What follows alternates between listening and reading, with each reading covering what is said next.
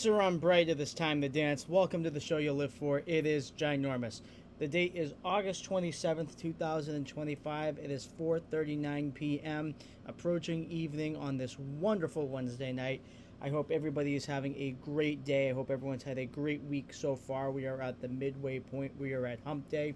And as you can see on your screen here, we are here to talk about some WWE. Now you see the famous logo in the middle. You see Triple H, the Chief Content Officer, on your right. But on your left, you see a rather robust gentleman, if you want to call it that. You have a rather robust person there who I would classify as a wrestling fan. And this is what I would like to talk about today. This is not a specific subject about anything that is going on currently in terms of the creative wise, anything that's going on behind the scenes, anything that is going on with the shareholdings of the TKO, the company that owns both UFC and WWE combined. So this is not going to be a current events video in regards to the content of WWE today. This is going to be more so of a rant video. I think you all can tell I got a little bit more bass in my voice than I usually do. Because you know what? As hypocritical as this may sound, because I am a content creator, I need to use social media to use my platform and promote my platform and get ginormous and get Conti and Nick out there.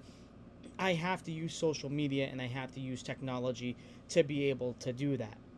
But at the same time, when I follow and when I go on WWE's social media page and I look at the comments and reactions to things that have happened on screen and on TV, you guys would think that WWE is the worst company ever, and you guys would think that Triple H is the most creatively inept person that you have ever met in your entire life. When in reality, that's just not the case. Let's break it down a little bit.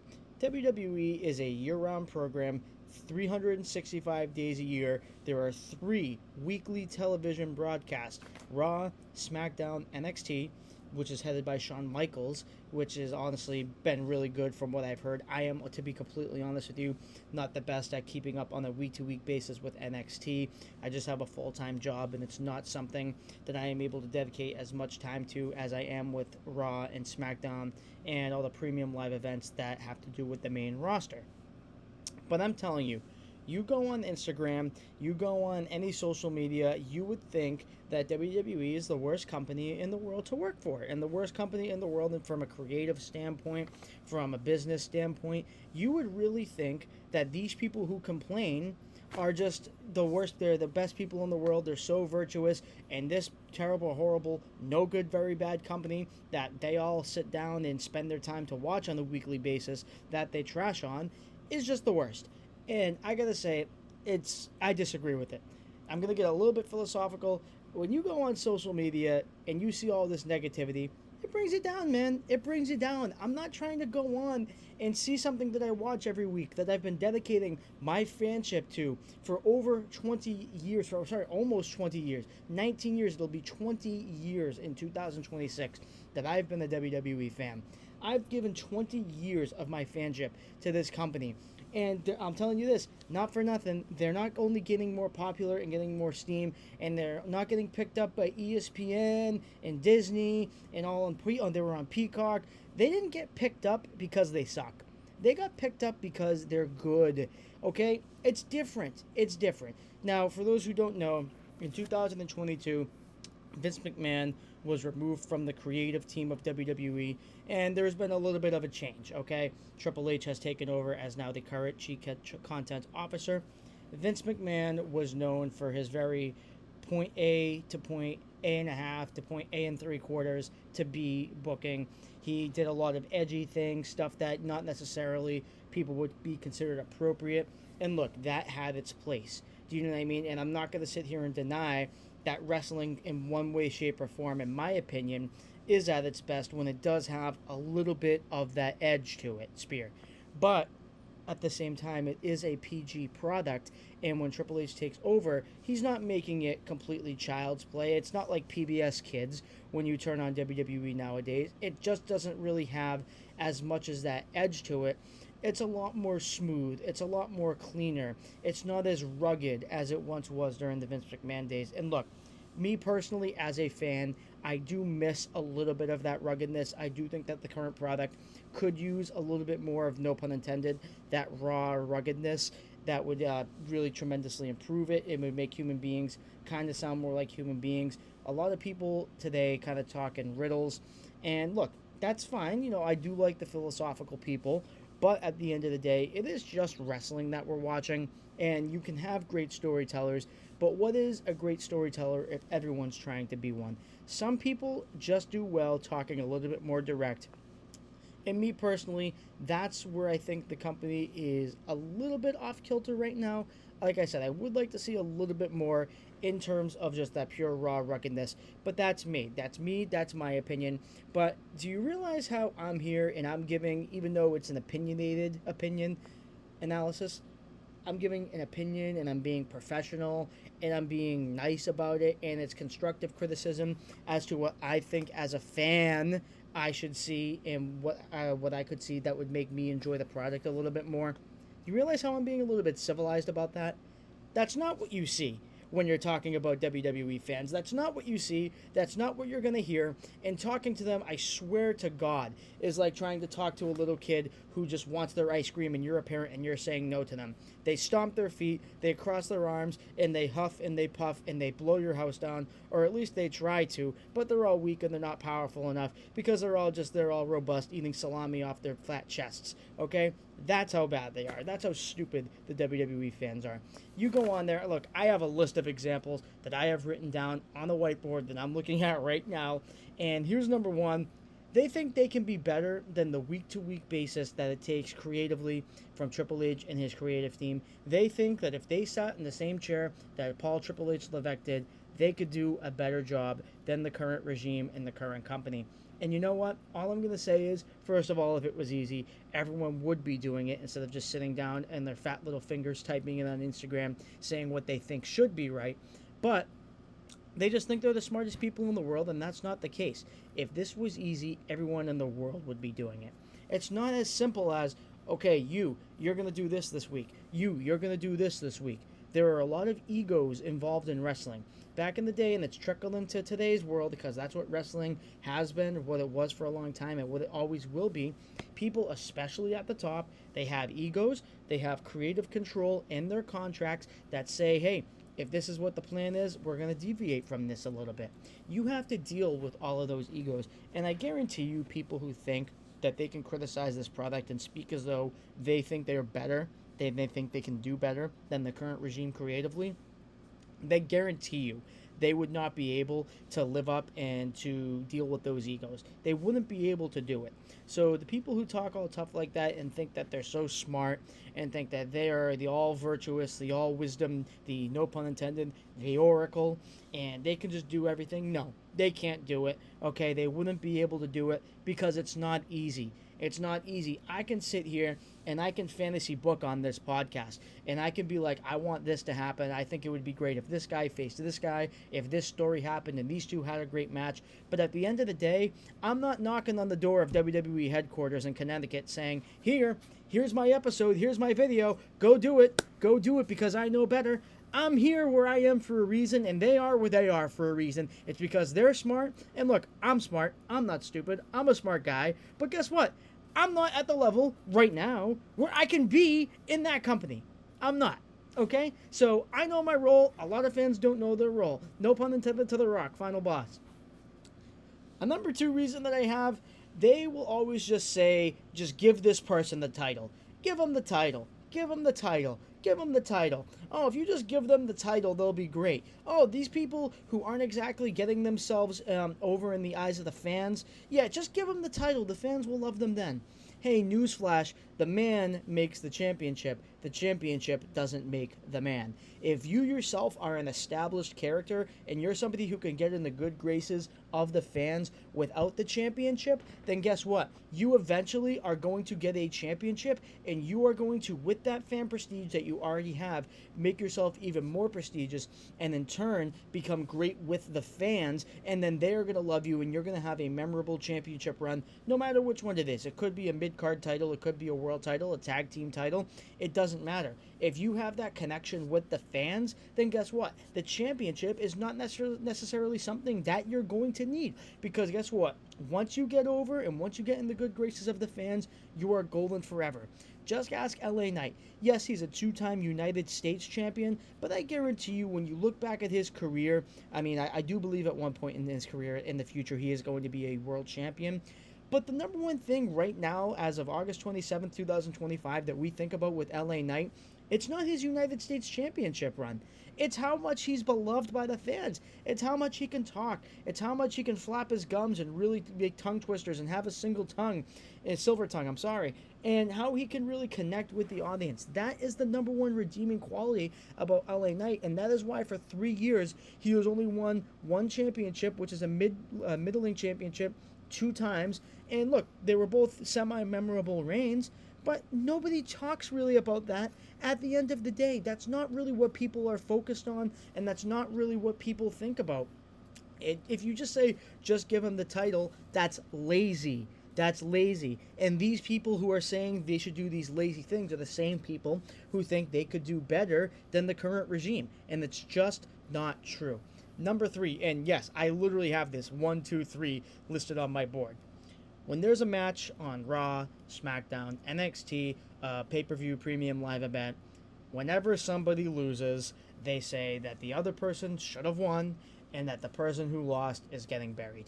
Those are actually number 3 and 4. I put them in 2 separate categories, but honestly, you can lump it into the same.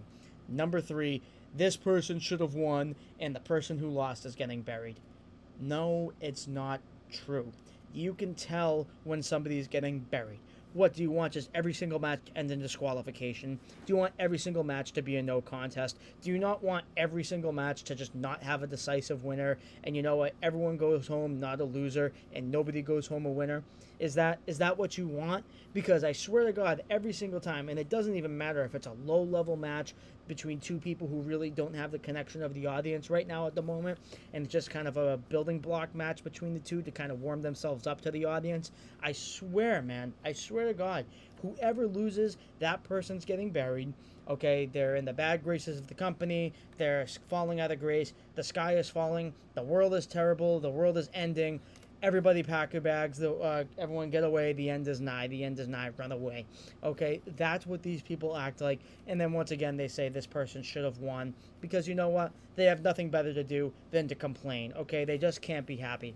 And Undertaker, and I'm going to paraphrase here, The Undertaker, my favorite superstar of all time, has a quote pretty much saying the fans just need to enjoy the product and stop acting like they're part of some creative process when they're not. Just be a fan. And I could not agree with that more. Just be a fan. You are making the conscious choice and decision to sit down, dedicate your time to this product on a weekly basis. And what you're going to do is choose to get aggravated over it. Now look, sometimes, I don't want to be a hypocrite, sometimes I get aggravated at some stuff I watch, but it's because it doesn't make sense to me, okay? And apparently to these people, everything doesn't make sense, nothing makes sense to them, everything's terrible, everything sucks, everything's the end of the world, okay? And that's just when you just complain. If you only talk in one tone, then guess what? That's going to sound normal, and eventually people are going to tune out. That's what I'm going to tell you. So, number 5, people say Raw, SmackDown, the weekly shows on the main roster are unwatchable. That's what they say. Well, in order for you to make the determination that it's unwatchable, don't you have to come back every week and watch it, right? Don't you have to watch it to make the determination that it's unwatchable? So you're going to sit here and you're going to complain online that this is terrible, you can't watch it, but then quietly you're just going to turn it on, turn the volume back on, take it off of mute, unpause Netflix, unpause the USA Network, and just continue to watch it as your daily show and go on your merry way, right? That's what you do, right? But you just want to tell people that the product is so bad, the product is unwatchable. Hey, newsflash, how about after almost every single match now, because Triple H has a little bit more of a focus on the in-ring quality than Vince McMahon did. Vince McMahon just kind of wanted every show to kind of be like the Jerry Springer, and that the matches were secondary. He was more focused on the moments. Triple H is more focused on getting in the ring and making sure the in-ring product is up to par with the storytelling. And you know what? That's just personal preference on his end, and I love watching a good match. A good match can really bring you in, and at the end of the day, the main event of WrestleMania is a match and not a segment. So guess what? These people have to know that it's unwatchable by watching it, right? They're watching it. So they don't know. They just want to just go up and they just want to complain. All they want to do is complain. And I'm telling you, every single match, almost every single match nowadays that I go on Monday Night Raw and Friday Night SmackDown that I see, the audience for men and women's matches are chanting, "This is awesome. This is awesome." To the live audience that actually paid hundreds of dollars, by the way, to go see that show, if they're chanting "This is awesome," does that mean the product's unwatchable? I'm not trying to have a gotcha moment. I'm genuinely asking a question. To the people who pay their hard-earned money and choose to say "This is awesome" because they're entertained with the product in the ring, does that to you sound unwatchable? It's just a genuine question. I'd say no, personally. I'd say heavily no and disagree. But you know what? What do I know? I'm not a wrestling fan. I don't eat salami off my fat bare chest every day. So, number 6, and the last reason that I have, is anytime somebody who the fans had previously been cheering for, going back to the just give them the title thing a bit, once those people who they are chanting to get a title and they're lobbying to get a title, and they go on a big winning streak, all of a sudden they become Hulk Hogan. Now, for context, Hulk Hogan, if you do not know, recently just passed away. One of the greatest superstars in the history of WWE. Some would argue the greatest, and honestly, without him, there is no WWE today. But he was notorious backstage for not wanting to lose to certain people, for always using his political sway and his political power to make sure any event that, or not any, but almost every single event that had him booked to lose, it gets reversed and he wins. And in his head, the fans go home happy. It backfired for him after a while. But you know what? People still to this day, when Sami Zayn won the Intercontinental Championship and he went on a winning streak after people were so desperately begging for Sami Zayn to get a proper title run in WWE, to push Sami, to give him a run. Just give him the title, bro. All of a sudden, he goes on the title run. He starts winning for a couple of months and puts down some opponents that the fans like. People were calling him Sammy Hogan. People were calling him Sammy Hogan. So no matter what the creative process does, no matter what they do, they give people what they want. Then all of a sudden, when they go on a winning streak, which is what the fans were asking for with the championship, all of a sudden then they're Hulk Hogan. All of a sudden they're Hulk Hogan. They're the worst. They're terrible. They're being overpushed. They don't deserve it. This really, guys, this is what the WWE faithful, this is what the WWE creative team has to deal with, okay? A perfect example, Karrion Kross, right? Who I personally think is a magnificent talker. I think he's a magnificent storyteller. Personally, I can count on one hand the amount of really good signature matches I've seen out of Karrion Kross. Now, look, he's definitely looked impressive in some. He's not a scrub. He's not boring. He's not somebody who I fall asleep anytime his matches are on. He definitely, because of his character work, keeps me enthralled whenever he's on the screen and whenever he's in the ring. So he definitely does have his uses. But I'm going to say this, in this current era, where the in-ring work is put on par just as much, sometimes a little bit more, as character work, Karrion Kross does not have, in my opinion, the same in-ring prowess that a lot of other people do. Now look, I was talking about LA Knight earlier. LA Knight can't do double backflips. LA Knight can't do 450 splashes, but his moveset interacts with the crowd. When he does a certain move, the crowd chants his signature catchphrase, "Yeah, yeah," and he'll go, "L.A. Knight." LA Knight does not have the most expansive moveset, but the moves that he does do interacts with the crowd, and then the crowd loves it, and they get involved, and they become invested. Karrion Kross doesn't have that as of right now, in my opinion. But people just want to scream, "We want Kross. We want Kross." And I understand. But what I'll tell you is, yes, as a magnificent of a storyteller that he is, if the company is going to put emphasis on your in-ring work, and he does not have that after several years in the company. He was there in 2020. He was the main guy. He was the NXT champion. He was put on this dominant run where not a lot of people had resiliency against him. In an era where everyone had resiliency against one another, he was the Terminator. He was Doomsday. He was the Destroyer. And he did not put forth, in my opinion, the effort in the ring. Character-wise, he did. No doubt about it. but he did not put forth the effort in the ring to engage with the audience. And then people want to get mad because he's not getting opportunities. Listen, I grant you that he maybe should have gotten a little bit more of opportunity in terms of in-ring work. But what will people say, or what had people said about this SummerSlam, which I think was a very good SummerSlam, a very solid and memorable SummerSlam? People were saying that his match against Sami Zayn was the worst on the card out of the 2 days, and Sami Zayn is impossible to have a not good match with. Sami Zayn is damn near impossible to have a bad match with, and Karrion Kross, even for his great character work, was able to pull that off. And yet the fans want to complain as if he was done this horrible disservice. They literally put him in a bad match-proof superstar, and he had a not good match. That is what I will tell you. You can like it, whether you like it or not. That is what the company is going for. And he did not deliver on what they have in their sights. He did not do it. And then the fans want to complain. Are the fans here on social media? Yeah, they're saying we want Kross, we want Kross. But they're all fickle. They're all stupid. They're all the worst. Okay? They don't know what they're talking about. And honestly, it just drags me down. Kind of to put a bow tie on this, because this has been a little bit more of a rant video, a little bit longer than a video than I have gone into in the past. But you know what? This is something that I'm passionate about. When you go online, man, just be positive. Just be positive. Just say positive things, man. Even if it's not something that you completely vibe with. Because trust me, man, there have been 19 years that I have been a fan of this product. And Lord knows I have not been a fan of some of the stuff that has happened in those damn near 2 decades as a fan. But guess what? You get up the next morning and every single day you got to do something, man. And you just go up there and you just want to complain. And you just want to put the product down. And if there's somebody who may be interested in being a WWE fan and they know you're a fan, so they come to you and try to ask you about things, and you just say negativity and just say it's horrible and everything's bad, you're driving new people who are interested in this great product away from that product, man.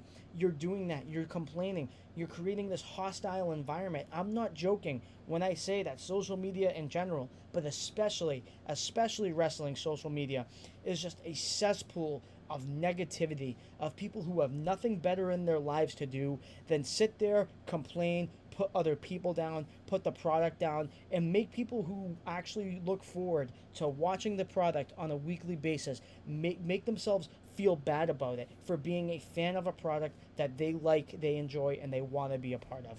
That's what these people do. To me, it's disgusting. To me, it's gross. And you know what?